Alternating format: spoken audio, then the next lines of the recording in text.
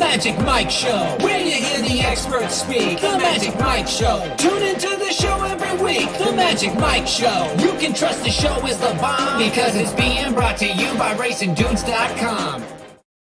What's up, everybody? I'm Magic. And I'm Mike. And this is the Magic Mike Show, episode 573. Mr. Somich. Oh, a big old, as seen on FanDuel TV, Magic is famous. Huzzah! I'll take that thing down. I was feeling spicy, and I was like, I saw a thing where you can add for the podcast listeners, this means nothing at all. But visually on the video screen, under our pictures, I saw that they added a thing on StreamYard where you can have a second line. So I was like, I was going to put I originally had as seen on FanDuel TV there, and then it was too small. And I was like, if I'm going to be a smartass, go full smartass. So it's my new display name is now as seen on FanDuel TV. I mean, I can tell by the haircut. You're looking sharp there. You gotta be good. I did get the haircut, and thank you for the compliments. I'm sure that was supposed to be a compliment there, but definitely meant it. Thank you. So got it done last week, and then for about 4 days, Colson and I went to Mexico because Celeste is there for 2 weeks filming her TV show Acapulco. So we got to go stay with her for free and hang out there for a few days. So I got the haircut for that. I needed the haircut anyways, but I wanted to look nice and fresh. And I got it very close to the skin, right? On most of the sides and the back. When I went down to the beach every day, did I think to put sunscreen on my skull where I don't, where there usually is a bunch of hair? No. What happened? You can't see it very well in the camera angle right now, but I've got pictures where it's literally just a white stripe where my sunglasses were, like right where the hairline starts. It's a just solid white stripe. And then the rest of my head is like not red, but very colored from the sun. So yeah, it's not the smartest idea I've ever had. Yeah, I mean, dude, bald people problems, that is a high burn zone up there. You got to be very careful with it. Yeah, especially you and I, we're a lot closer to the sun than some other people. I know. We might work for on the Racing Dudes team. So we're going to Aqueduct, and people are probably like, well, these guys never go to Aqueduct. Well, it's the last weekend of turf racing in New York for the entire year. They won't come back until, I think, end of March? So early April. So we're going to take advantage of that. We've got 3 of the 5 races are turf. Also, not much happening at Del Mar this weekend. And Churchill, it's just Churchill. We try to avoid it when we can. So Aqueduct is where we're going. 3 turf races. How excited are you? Scale of 1 to 10, like an 8.5. I think this is a fun sequence. Okay. I think there's some beatable favorites. I think the last is wide open with a price. I've got an aggressive single. So all of those things make me excited. Like, I'm all about, do we think we can actually make some good money off sequences? This is one of those sequences where it feels like you can make some pretty good money, even with a 4 to 5 shot in there that we're both using, but both trying to take a small shot against, and not where my single is coming from is at 3 to 5, which also makes it more interesting in my mind. Well, we've got the late pick 5 at Aqueduct on Saturday, November 16th. Races 6 through 10 on the docket. Let's get into it, buddy. Riders up.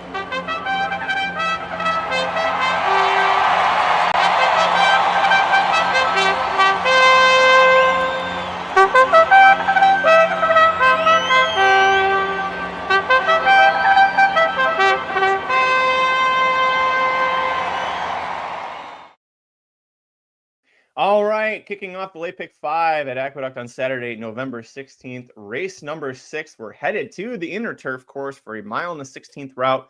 Horses 3 and up at the N1X New York bred allowance level. So lots of New York bred races here on the card, and this one is kicking things off. Where'd you go on top? Give me the 7 horse here. Amplitude on top. Flavian Pratt, Chad Brown. Logical horse. Going to be first time facing winners. That's the major knock outside of this being the only 3-year-old in the field, I believe. Those two are the 2 knocks against. The 4 here is that this is a Chad Brown horse that, broke from the inside. I didn't think that was a great draw for this horse last time out. Was able to kind of sit inside some of the pace there, mid-pack, and then make a big-time run. I thought looked awesome in that maiden breaking score. You go back to Saratoga, this horse was entered off the turf, was the favorite in that race, just missed, then got onto the turf, and you saw almost a 10% bump from a buyer perspective, almost a 10% bump from a time forward perspective in first race to second race. Switch over to the turf made a big difference for this one.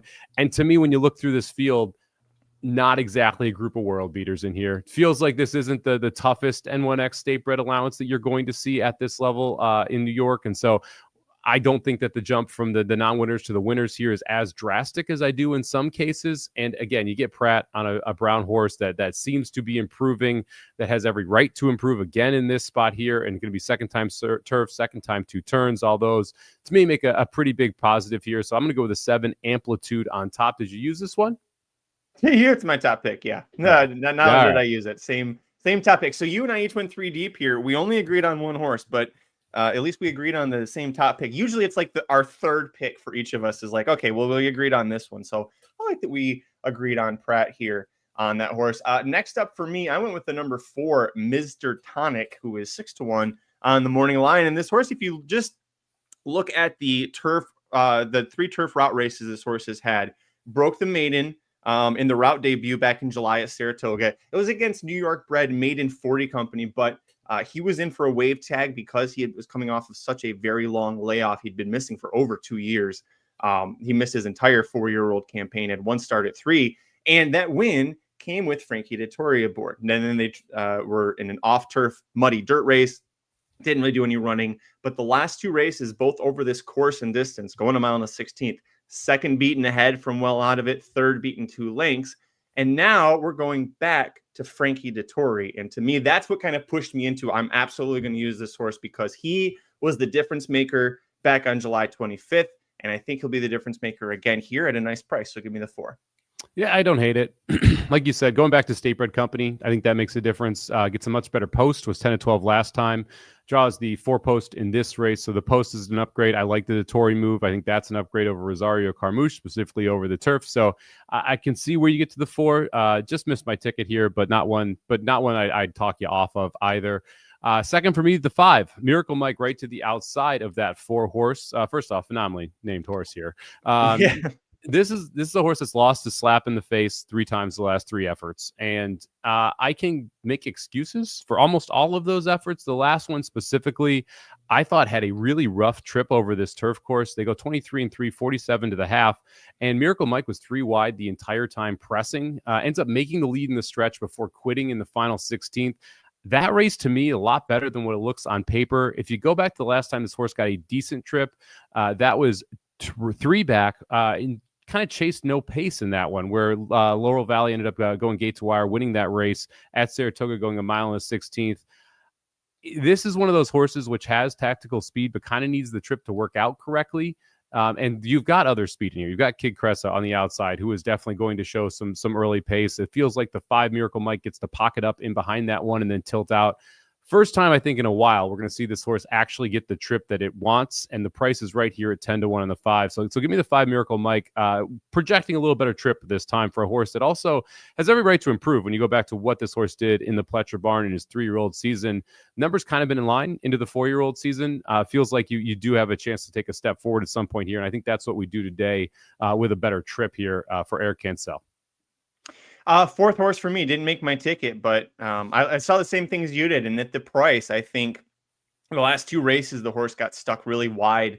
It's just, those are scratch offs. So then you're left with a horse that had 80 and 78 buyers and finished a good 3rd, going a mile and 16 in the Saratoga and then mile and 8th over this course in June. So yeah, I get it. Didn't make my ticket, but if there's, any of my horses scratched out of here, this will be the next one in. 3rd for me is the number 3 Slap in the Face, who's 2-1.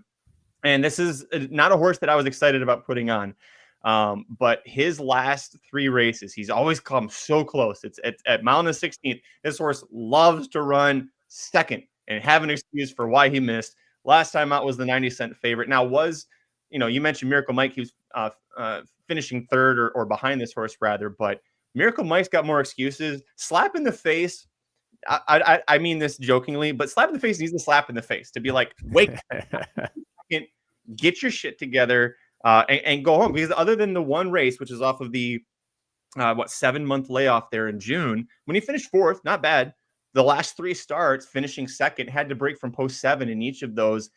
I think the post now with post 3 is going to be a lot better. Manny Franco is a very solid rider, especially now that we're in the winter, heading towards the winter meet here. You're going to see him start to really be on a lot of horses with big chances. So I'll use the 3, but I understand, especially knowing you, why you're passing, because he's going to get bet, and the excuses are piling up.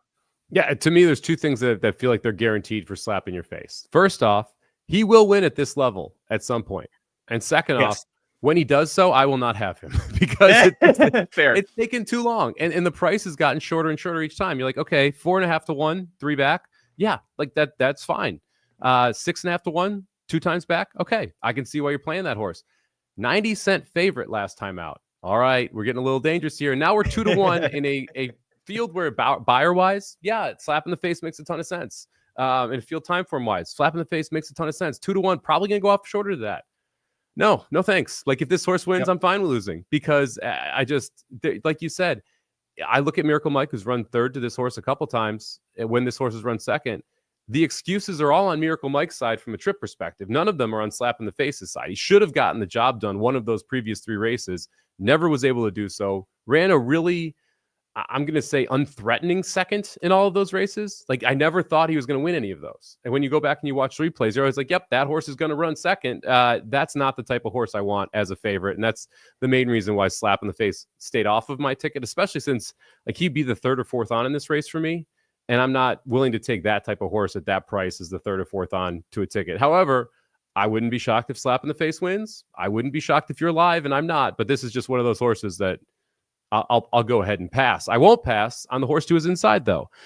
Give me the other Chad Brown here. 4-year-old, second off the layoff, adding blinkers. Chad Brown, not a big adding blinkers guy, but when he does, 28%. Pretty darn good. $2.34 ROI. First-time blinkers, 29%, $2.40 ROI. Dylan Davis rides back here after what I thought was a pretty disappointing race last time out.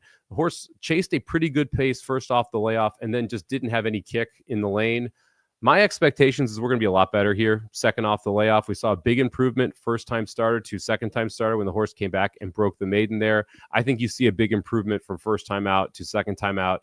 Another horse that should sit a very good trip. Like this is a tactical speed type horse, not going to be far off the lead, but not going to be on it, and should be able to sit right behind the leaders and make one big run. Love the 8 to 1 price as well. And Dylan Davis been as hot as anyone on the New York circuit here recently. So I'll go 2, 5, and 7. Try and get around the 3 as the favorite here in the first leg of the pick 5.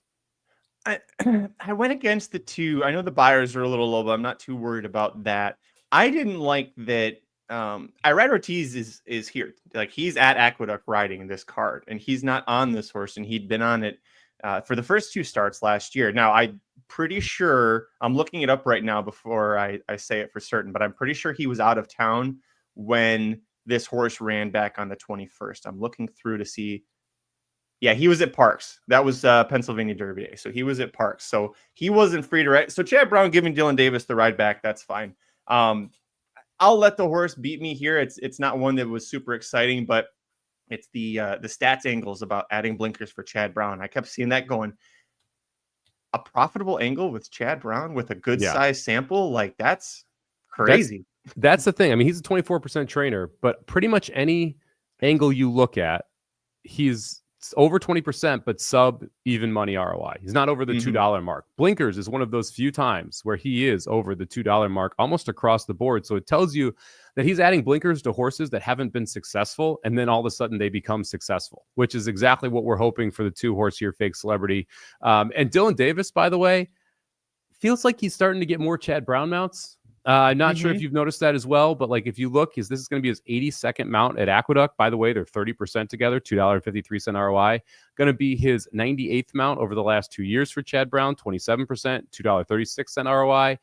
It feels like Davis is the up and comer. Not that he's not like been around in New York forever, but it feels like he's starting to get more Pletcher mounts, more Brown mounts, more of those top tier mounts. And he's doing a lot with them, especially on the second or third best horse in that race for these type of trainers.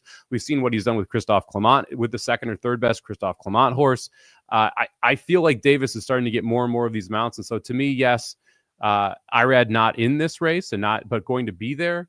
The idea that you're keeping Davis on, not a negative in any way, shape, or form for me because of what the stats look like with Chad Brown and how he's gotten upgraded over the last, I'll call it 6 months, and what he's done in New York, because Dylan Davis really had been exploding the last 6 months and gotten prices home consistently. Yeah, he and Manny Franco are Chad's go-to guys at Aqueduct when, especially once the championship meet starts. And so, but again, going back to Chad Brown having a positive ROI with anything with a sample size like that. So Very impressive. And Dylan Davis, yeah, I'm with you. He's been picking up some more mounts, and he's getting starting to get them outside of the winter meet too. Like you were seeing that in the summertime. He was getting some Chad Brown horses, and like he'd win at huge prices. Everybody's like, "Oh, it's Dylan's on it." So no, it's Dylan.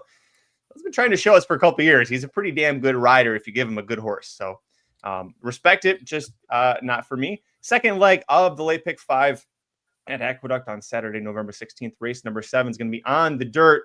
And oh boy, this is one of those races that you don't get excited about watching. At least I don't. It's $10,000 claimers, so they're not fast. They're going 1.1 miles, so it's going to be forever for this race to finish.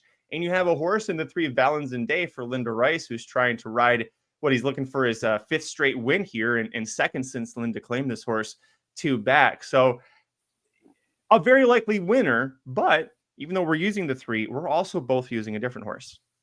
Yeah, I mean, look, we always talk about pace makes the race. This is going to be a fast pace, so that is going to, in a lot of ways, make the race. And Valenzen Day, who's coming off 4 straight wins, is a dead nuts speed horse. If this horse doesn't make the lead, probably not going to win. And right to the inside is Blake B, a horse that has shown speed going 1 mile consistently, and now we're going 1.1 miles, so you'd expect that speed is going to stretch out. Right to the outside, Optic Way, a horse that's been going 7 furlongs in 1 mile and 6.5 furlongs and shown speed in all of those situations. You'd expect that speed is going to stretch out well as well. So all of a sudden, we know the 2, 3, and 4 are going to go. You look down a little bit further, the 6 wants to be forwardly placed. That's another speed horse that you've got jockeying for position, and it just feels like there's going to be a pretty hot pace in this spot.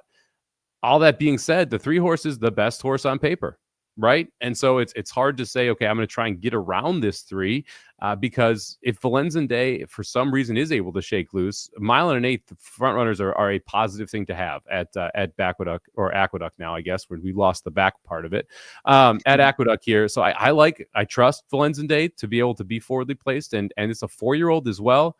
Biggest concern for me, why are we dropping to 10?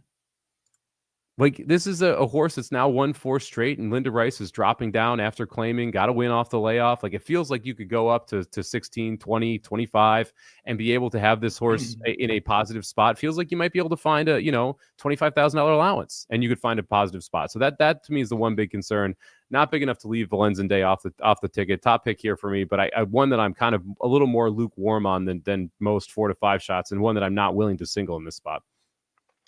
They got just like a couple $100 shy of $20,000 for that win last race, and they claimed him for cheaper, right? They claimed him for 16, so they've kind of made their money back with him.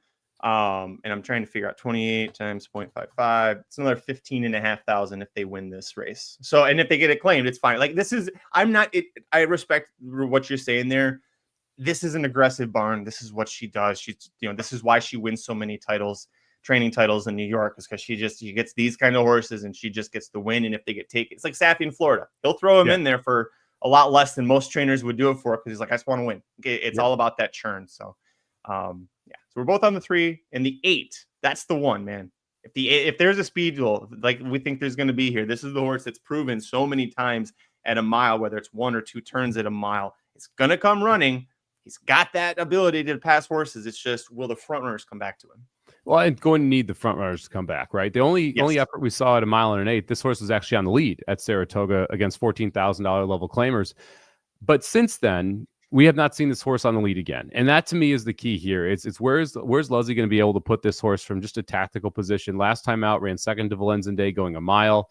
This horse came from off the pace, was able to close into it and misses by a length and a half. Feels like they're going to need to grind away and close around the turn. But like you said, like I broke it down early, ton of speed here. Like you mentioned, this is the only closer you trust is going to come running. You could make a case that I can't believe this horse is in here. The Command Performance is going to come running as well. But do you really trust Command Performance at this point? A horse that I know people were high on to win the Kentucky Derby. Sounds so funny to say. And what was that, 2023? And here we are in a $10,000 claimer at Aqueduct in the winter. A year plus later. Wild turn of events for Command Performance. You look at his entire 2024 campaign. He 0 wins, 0 seconds, 1/3 in 9 starts, and he's been they claimed this horse for $32,000, and that wasn't a good move because his form was way, way out of it by then.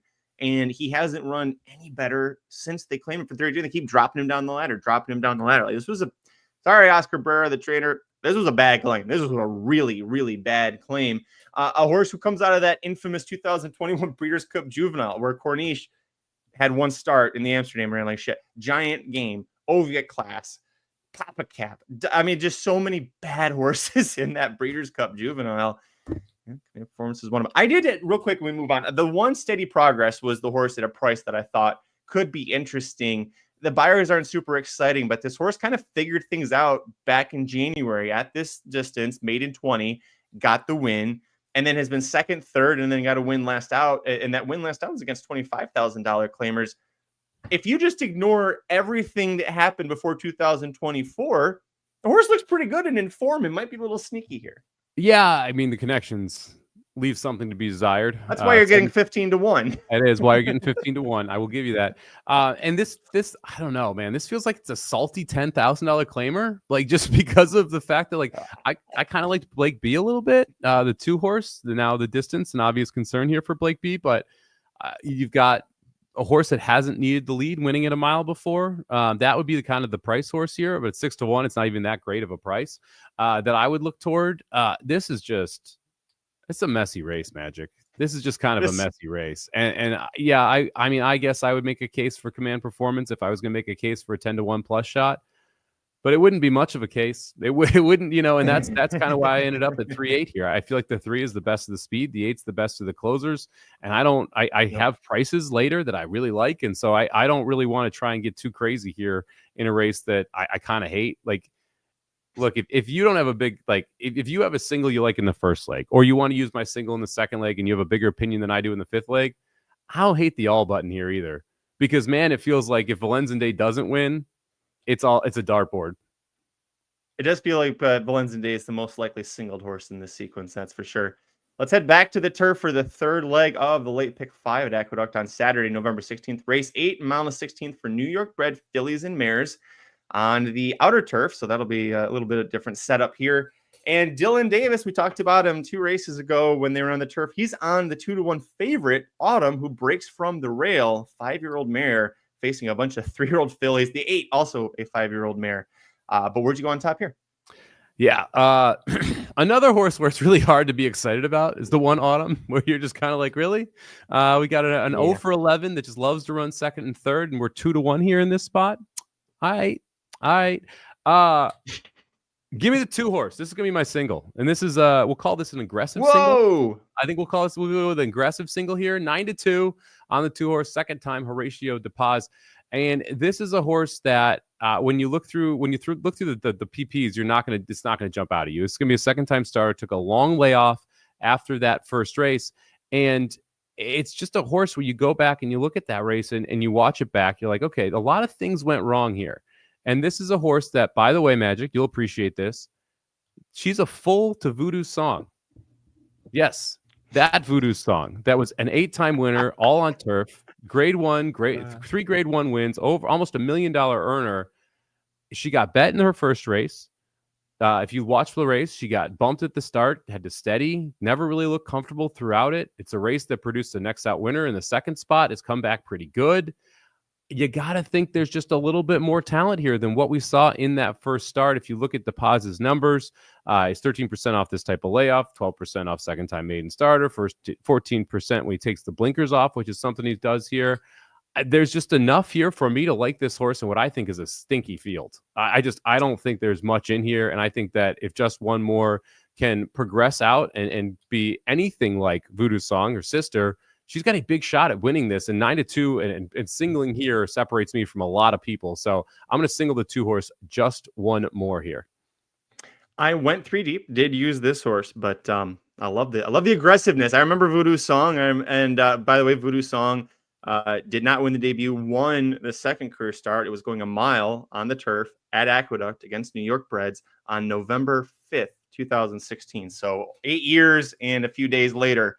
My gosh, Voodoo Song was that long ago? That long ago. I remember winning the 4-star Dave, right, for Linda Rice way back in the day. Well, it was the magical Saratoga meet, right, where Voodoo Song won like 4 straight races. I wanted to say it was 4 straight races. I'll see if I can find it while you talk about who you like. Oh, that's right. Yes, Linda Rice. It was first in 2017. 40K claimer, N1X allowance 4 days later. Took a month off, beat N2X allowance, and then 9 days later won the Grade 3 Saranac. Pretty good run. Pretty good run. And almost won the Commonwealth Derby at Laurel. Just missed in the next start. That's right. Good old Voodoo Song.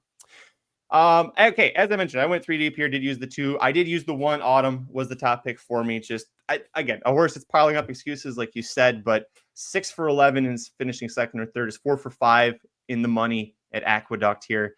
It's gonna happen, and it might be another case, Mike, like you said, where the horse will win. Yeah, and when she does, you're not gonna have her. And I'm probably not gonna have her. Yes, and she'll probably be a short price. Yep. I also used the 9 Elite Status. But this is an interesting one that John Terranova, not usually super aggressive, debuted her last December in a new $500,000 New York Stallion Stakes. Like, that's big. There's 12. Swing, swing, tentpole. They didn't even say his name. But the aggressiveness to debut her in a $500,000 Staybred Stakes race, and she finished third in a field of 12. I thought that was a very nice move there. Came back as a maiden, and something went wrong because she was the 3-2 favorite and just didn't do any kind of running in that race. And now the long layoff, but they bring her back on turf. And I think that's interesting. Is like right before the meet, the turf racing for the meet ends, they're like, let's put this horse on turf. The Dam, both of her wins were on turf, so she was able to produce turf. There is a sibling that is a turf route winner named Swift Tap. So there is some potential here for it. And I think at 8-1, it's an interesting move. I'll put this horse on at a price. And yes, it has Joel, the bell curve, Rosario, but this is the time. This is when you play Rosario, baby, when nobody's expecting him. Now he's going to come and get you at 8-1. Maybe he will. You never know. I mean, it could happen. Crazier things have happened. He definitely needs to improve with the turf here. We'll see if that's what this horse wants. Tomlinson says it's kind of a middle of the road type of turf horse. Big Brown, decent on turf. So I don't hate the breeding for the turf course. We'll see if Rosario able to bring her home there. Fun fact: Voodoo Song. I'm just now like deep in the Voodoo Song research. The 13th highest horse sired by English Channel. Do you know who the highest earning sired horse by English Channel is? Almost $4 million. Warlike Goddess. Channel Maker. Oh shit! I forgot about Channel Maker. Yeah, good old Channel Maker. Warlike Goddess was second with $3 million. Third, Paranda from 2014 with $2.2 million. Of course, off Clement. And fourth, the Pizza Man. I used to love the Pizza Man. The Pizza Man. Won some Arlington big Million winner. Yeah, big time races. Arlington Million winner, ran a couple Breeders' Cup turfs. A couple fun horses there from way back in the day for Channel Maker. Voodoo Song 12th on that list is impressive, man. $1 million earners, your 12th best horse. That's a good job by you, English Channel. Hey, listen, it's one of those. It's like a lot of these quarterbacks in the NFL, right? You're starting to see if they get rushed, it doesn't always work out. English Channel, just give them some time. Let him sit behind Brett Favre on the bench for a couple of years, and boom, suddenly you got Aaron Rodgers. Maybe that wasn't the best example. All right, let's move on. Can I get one more? Yeah, go ahead. One more English Channel. After the Pizza Man, a Magic Mike show favorite, Heart to Heart, the 5th highest earner. Oh yeah, we talked a lot about Heart to Heart because that horse ran in all the big races back in 17 and 18 when we were starting out. Brian Lynch horse. Yep, I remember Heart to Heart well. Penultimate leg of the Late Pick 5, Saturday, November 16th at Aqueduct. It's the Central Park Stakes. The main event is a mile event on the turf, and we have 10 2-year-olds that will be going over the course and distance in here.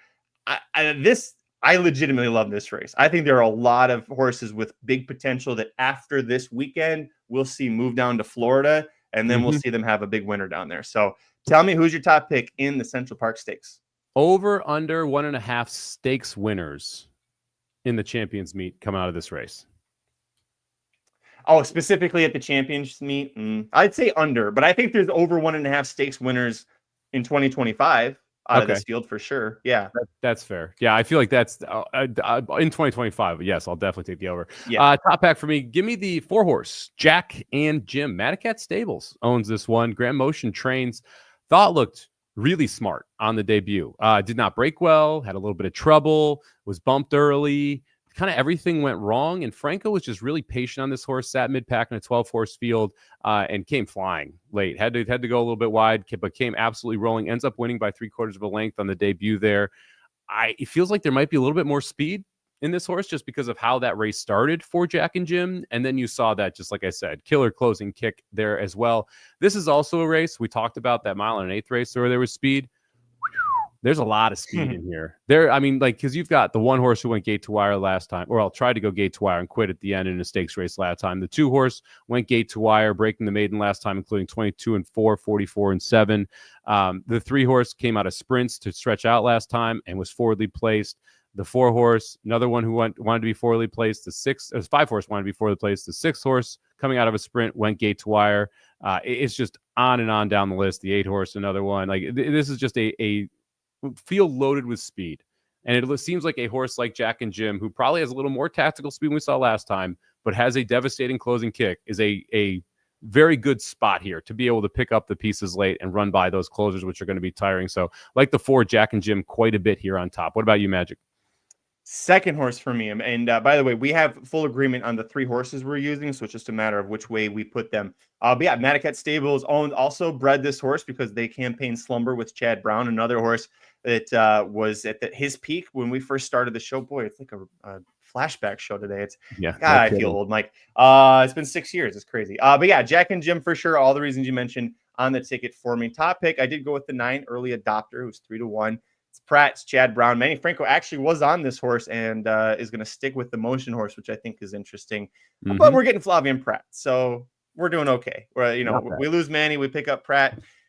One thing that's new about this horse, so swing, tentpole, getting all the hits in. You got to play the hits, man. So Chad Brown debuted this horse at Saratoga on August 31st, but he was originally entered to debut at Monmouth Park. So the fact that Chad Brown was like, oh, you're probably a Monmouth horse, and went, no, scratch out of that. Let's go to Saratoga. And then the horse won. I thought that was impressive. Came back on a yielding turf in the Pilgrim Stakes, and it was a grade 2 race. Ran a good third, beat over half the field home. Wasn't close to the top 2 horses there, but that might have been part of the yielding turf. Might have just been the horse was making a second career start. So the 9, it's on both of our tickets. Did I miss any reason that you like? Can you pull up the replay on the 9? Are we allowed to do that still? Or do we get in trouble now? Which race? The Pilgrim? The Pilgrim. Sure, I'll pull it up. I don't care. Okay. I don't give a rat's ass anymore.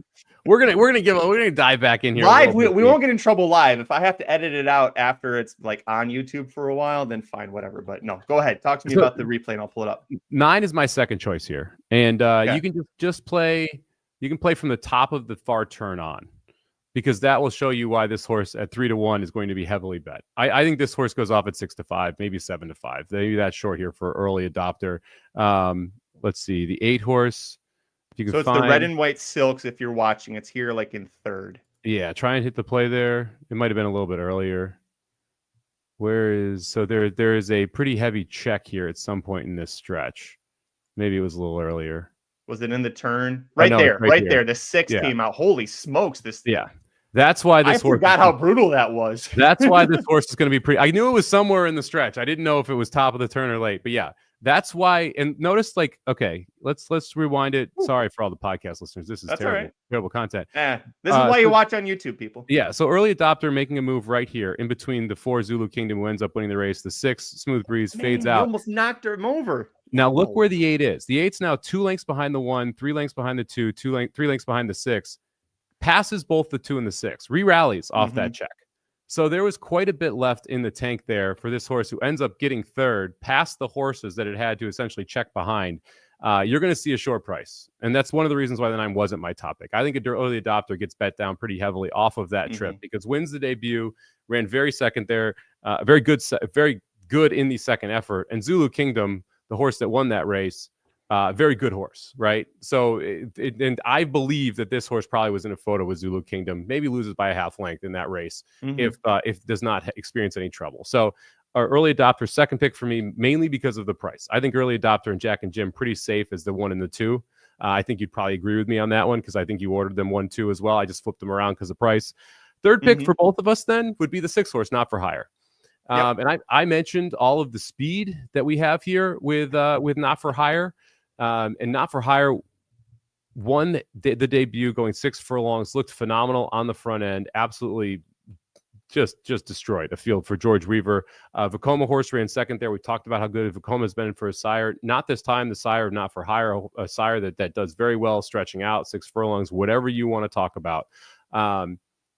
This is the horse here where I'm most scared of the stretch out. I don't think this horse needs the lead. If this horse doesn't need the lead and can sit behind the speed and turns into what this horse could turn into, right? With a not this time on the top, a lemon drop kit on the bottom, meaning a very good 2-turn horse that can come from middle of the pack. Not for Hire is the horse I am most scared of. That can change their running style and take a huge step forward in this race as a 2-year-old. So for me, 4 and the 9 are the 2 most logical, and the 6 I think has just a boatload of talent. And we'll see if it all comes together today. Absolutely agree with everything that you mentioned. And along with the fact that I don't think this horse needs the lead either. I think he just was fast enough early, then he's just good enough that he did that all under his own power. I'm very excited about the 6. This is one that looking forward to. The 11 is not, even if the 11 draws in, not going to make either of our tickets, but is a maiden from 2 starts overseas, finished second in both of those. I'm curious to see what the 11 does moving forward. I wouldn't play this horse even if he drew in here, but it is interesting that they brought him in from Europe to race in New York. And I'm guessing they were trying to get a start in him before sending him to Florida because AMO Racing usually winters down there in Florida with their American horses. Yeah, kind of interesting too. I believe Ralph M. Beckett's the father and Ralph Beckett is the son. So there is a new trainer listed. It's the same person. It's because overseas it's Ralph M. Beckett. It's really? It's the same person. I thought it was father son. Okay. All right. Interesting move to bring this horse over here in this spot. I wouldn't completely discard. But my one issue, and we talked about this a bunch in our post Breeders' Cup show. I mean, this was, I guess, the Thursday after the Breeders' Cup. Europeans showing speed. Watch out. They're not as dangerous in the U.S. as Europeans coming from off the pace. Last time out, the Rock de Oro showed speed.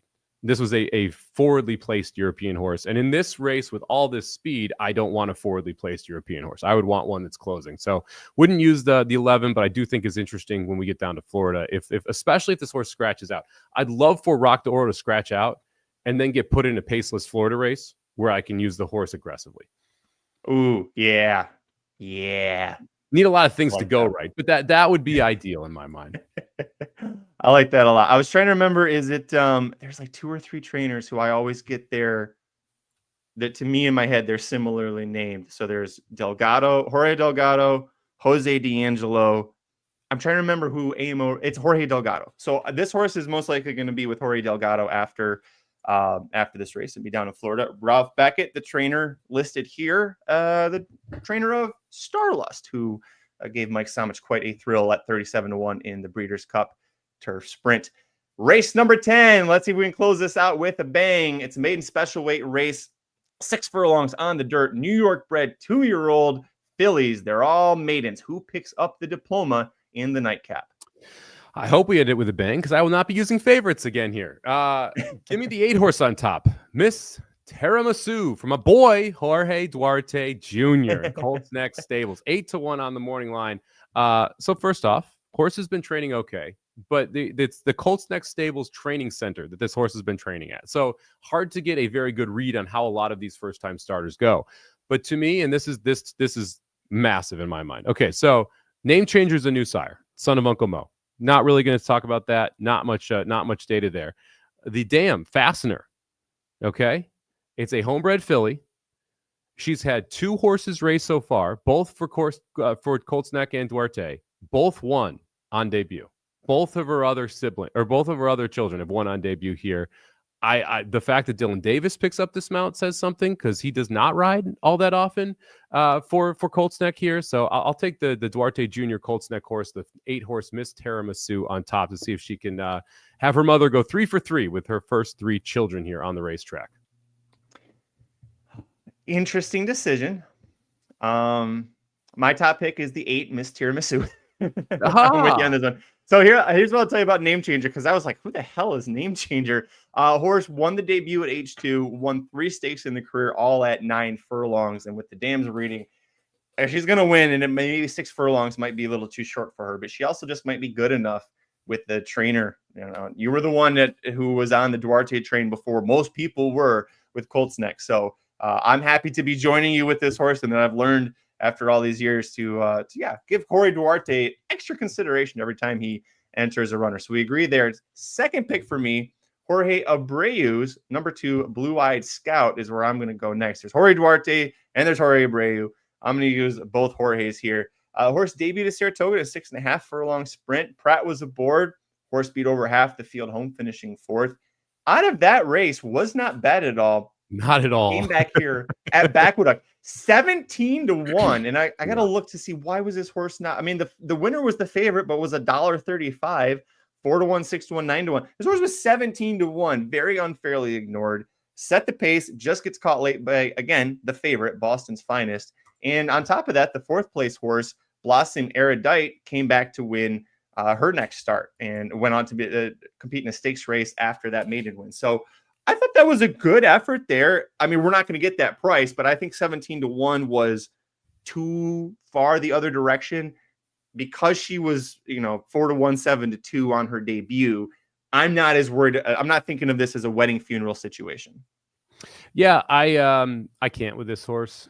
A lot of it's based on the price. Some of it's based on kind of how that race is run back. Blossoming Erudite, you mentioned. Yes, she won and then went to stakes. That was both on turf. So she won a turf race off of that. Second time turf for Carlos David. Something he likes to do is run horses dirt first and then turf second. So that one, not a big thing for me. Twilight Tango came back. The horse who ran 3rd, lost as an even money favorite in this same level the next time out with a slight improvement for Beyer.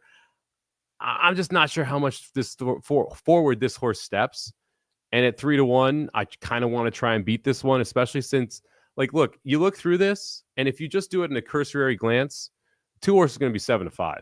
Going to be sub 2-1. We'll put it that way, because it's IRAD, because of the speed, because of what we saw last time. And I think there's just a lot of really interesting horses in this race, and that's why I'm going to try and take a shot. I'm going to try and beat the 2 here. I'll start with the 3 horse, Pretty Magical. Mark Hennig. This is a horse by Good Magic that ran at Saratoga on August 22nd. And you go back and you look at that race. That has become one of the key races out of Saratoga. So if you look at it, let me find the thing here. I can tell you there's 4 next out winners, including the winner of this race, won a stakes next out. Yeah, four next out winners. There have been 2 stakes winners already. And no, the horse did not get bet a bunch. But if you go back and you watch it, the horse just did not seem professional at all. It took kickback, was rank. But you know what really stuck out to me? Johnny V stayed on. Velasquez rode the horse back. And that tells me that this isn't just a complete throwaway here. They also didn't drop the horse, which I think matters as well. So you have a horse that runs kind of a dud effort, and Velasquez stays aboard, and you're not dropping. 15-1 with how good that race was and how everything went wrong for the 3. I'm willing to take a shot here. So I started out with 8-3. How deep did you go here, Magic? Because I got 5 of them that I can rattle off. I only went 3 deep, and I've touched on 2, and the third one we agreed on. All right. So you can keep going. I really did like Pretty Magical in the sense of I'm going to look for the 6. I think she just needs a couple more starts. She didn't get bet on it. Never bet Mark Hennig on debut. If Mark Hennig horse ever gets bet for its debut, it's going to be the next flight line. It's not his training style at all. I think the 3, I said 6. The 3 Pretty Magical has the ability to win. I'm just going to wait a little bit longer because of the trainer. I'm going to go to the outside. I'll go to the 4. Marivana here, 15-1 morning line as well. This horse took a boatload of money at Churchill last time out. So actually went off as a $3 favorite in a restricted maiden special weight open class. So restricted, it had to sell for 50,000 or less, but could be any state that the horse was entered in. Broke out of the gate for John Enos that day. Pretty good first time starter trainer, pretty good in Kentucky. That's my guess as to why this horse took so much money. Saez was aboard. Three Diamonds Farm switched from Ennis and switched over to Maker, who was one of their main trainers, and now ships this horse up to take on New York State bred. If nothing else, the price is wrong, right? 15-1 on the morning line after going off as a $3 favorite. I'm willing to take a shot here, especially since Carmouche jumps in aboard. This horse showed speed, was able to go with 22 and change opening first quarter. I wouldn't be shocked if we see a big improvement. Is it good enough to win? I don't know, but at 15-1 in a race that feels wide open, I'll take a little bit of a shot. Then we'll step out one more stall here, and we'll go with a 5 Storm Changer, 10-1 on the morning line. A barn that is going to be widely ignored, but doesn't usually run in New York. Gets Jose Gomez to ride. Name Changer, you mentioned him as a sire earlier. Blake's going longer, but this is a trainer with just 9% over this year, but 33% on first-time starters, nearly $4 ROI. Horse has been training at Penn National. And the work 4 back is what really caught my eye. 47 and change out of the gate. Bullet work here for Storm Changer. I think Storm Changer absolutely sends out of the gate. Maybe the fastest horse here in this bunch. I'll take the 10-1 price there on the 5. And this is the one we agree on, I'm guessing, right? Yes, it is. And what's interesting about the 5 is that the trainer of record is Demetrios Sinefias. His son, who goes by Peter, is like in his late 20s and just started training this year. And like on the Mid-Atlantic claiming circuit, like Parks, Monmouth, he was pretty sharp with a lot of his horses. When he'd find the right spot for them, when he learned where to place them, it is like he was firing strong. So I'm going to look at this as maybe it's a father-son thing that they're teaming up here. But all the things that you mentioned, the Name Changers got the win early pedigree, got the nice winning family side there. And this is a barn that doesn't do much well, but they win first out. They win with 2-year-olds, and they win at the maiden special weight ranks. And you're getting prices on them. So for the same reason as you, riding with the 5 Storm Changer. Yeah, and this is per DRF here. So the dam was unraced and has 3 foals to race so far. 2 of them are multiple winners, including 1 debut winner. It's a female family of top dirt horses, El Corridor and Roman Ruler, both grade 1 winners. Works look good for a trainer who is 5 for 19 in first-time starters sprinting over the dirt in the past 5 years, 26% with a $4.29 ROI. Not bad. Not bad at all. For that price, it's great. We'll include the 5 there. And then last on the ticket for me here, the 12 all the way on the outside, Grand Motion. Manny Franco is our friend. Our friend Dan says, always use Manny Franco in the last, and so I will here. It's a first-time starter for Hard Spun, Smart Strike on the bottom. Motion 14% with first-time starters. Another one that has multiple bullet works, one of them out of the gate, a couple of them over synthetic. It's a horse that I think should be pretty good, and I like the outside draw here. I don't mind the 12 posts when you're drawing in these 6 furlong maiden races because, you're going to get hung wide, but you're not going to get in any trouble. And assuming you have any tactical speed, you're going to be able to just kind of run on from that outside post. So don't mind the 12 post here for Spool, sitting at 92 on the morning line. That's actually going to be the shortest price I'm going to use in this last race to try and finish this pick 5 out. It's an interesting horse. Didn't use because I was using my binoculars to try and see the horse going to be way out there. But I really want to see this horse. I want Motion to put this horse on the turf because I think this to me just screams the horse that I know she's got a sister that's a grade 3 winning dirt router, a stakes winning dirt sprinting, a sibling. Something about this horse with it being these connections. I think that this is going to be a really, really good turf horse. So I'll pass, but I understand why you would play her because if she wins her debut here, you're not getting 9-2 again next time out. Yeah, this is also one where 4 of the 6 winning foals have been debut winners for this dam as well. So another one where early winners are in the family. A lot of those in this sequence, ironically. Aaron just texted me the Racing Dudes Rockets are alive to a big one at Churchill Downs. So now I have to pay attention to Churchill Downs. I'm gonna pull a Mike Somich. Let's take a look and see what my are in the middle of this show. He's in the chat. Who are you live to, Aaron? At least he replied. 249. 249. All right, we'll see if we can pull it up. How much time is left? The race is off, so I need to tune into this one. Oh, he's killing me here. Come on, load you shitty FanDuel app. 9's got the lead. 4's right behind. How much time we got left? They're in the stretch. See, I'm not even gonna do this. You need to Come tell on, your 9. You need to tell your people at FanDuel to load your website faster. Dude, it's not perfect. Keep the 7 blocked in. There we go. All right. Let's 9 got home. Like that. Oh, the 7. Oh my gosh. The 4 finishes third as the favorite. Did all of the work for the 9 to win because the 7 was buried on the rail. It reminded me of that the 8 Bells race at Churchill Downs a couple years ago. Yeah, it was a red carpet ready. Was buried on the rail. Outside horse wasn't going to win. Better than the horse in the lead, but couldn't get out, and that's what just happened there. So nice. So 9 got home. That's your long way of saying the 9 got home. The 9 got home. I'm sorry. I'm excited.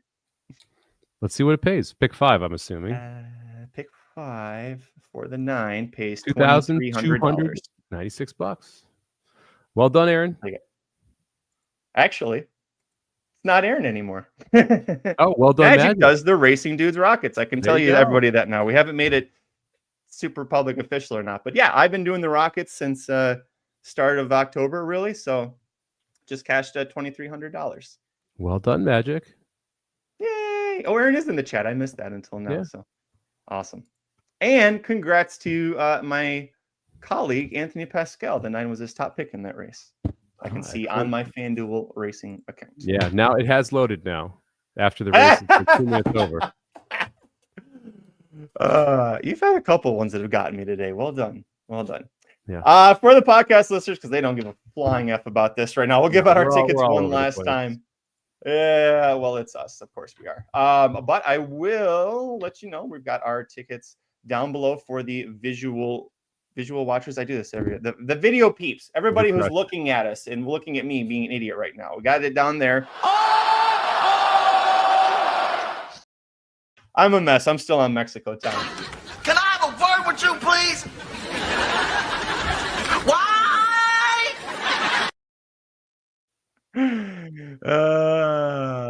Playing all the hits. Here's our ticket.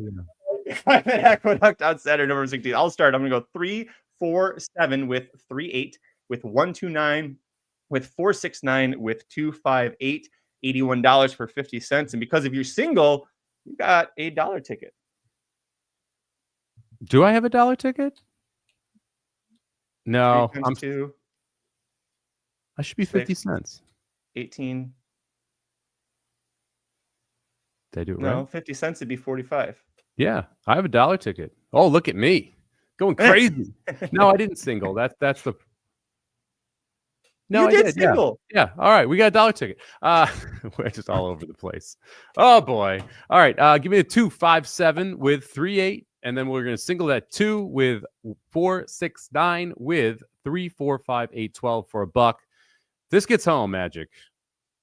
Champagne and caviar for everybody. That thing will pay. Let's do it. One last hit to play because of what's happened here at the end of the show. No antics of any kind except speed, and there we go with the antics.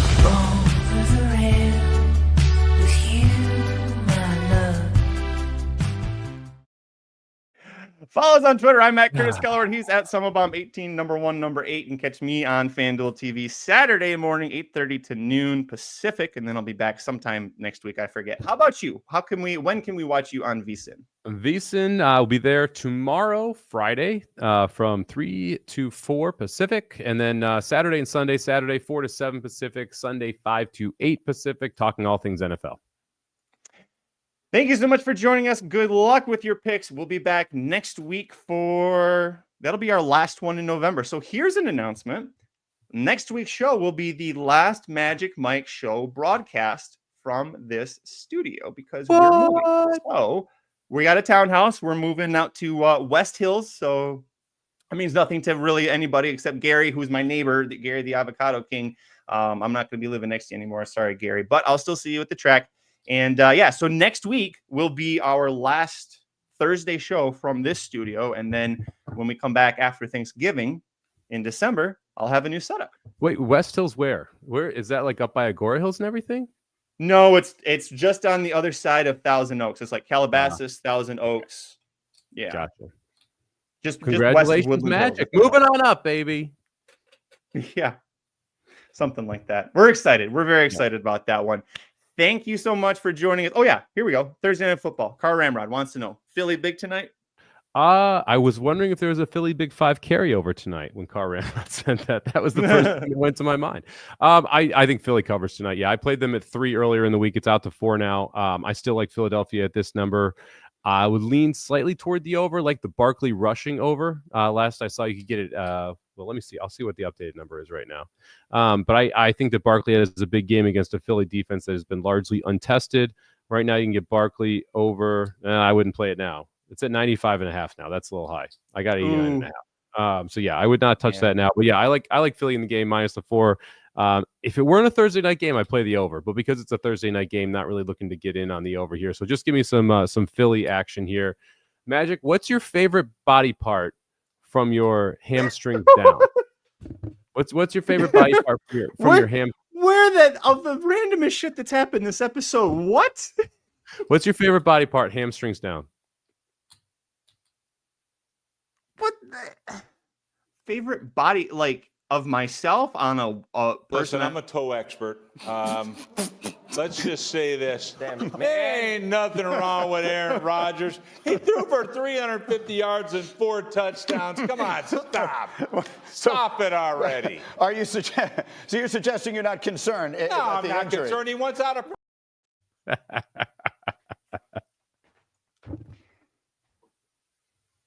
Goodbye, everybody. Thanks for joining us. We'll see you next time. The Magic Mike Show, where you hear the experts speak. The Magic Mike Show. Tune into the show every week. The Magic Mike Show. You can trust the show is the bomb because it's being brought to you by RacingDudes.com.